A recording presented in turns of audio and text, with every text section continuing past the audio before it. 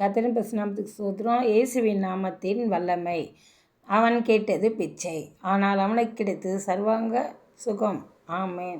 பிரியமானவர்களே, இந்த வார்த்தைக்காக ஸ்தோத்திரம்.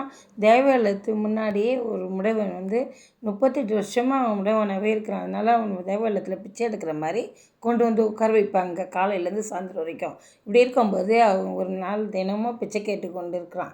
அந்த நேரத்தில் அவன் ஒரு நாள் பேதுருவும் யோவானும் அந்த இடத்துக்கு போகிறாங்க, இயேசுவுடைய சீஷருங்க.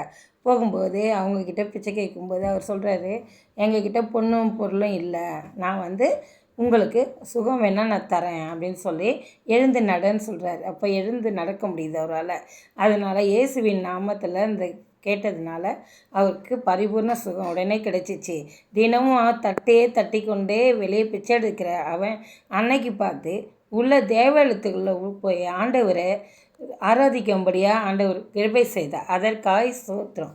அதே போல் நாமும் ஒரு நம்பிக்கையோடு இருக்கும்போது கர்த்தர் நிச்சயமாகவே நமக்கு அந்த ஒரு நல்ல பலனை ஆண்டவர் தரும்படியாக இருக்கிறார். இந்த வேலைக்காக ஸ்தோத்திரம். நன்றி.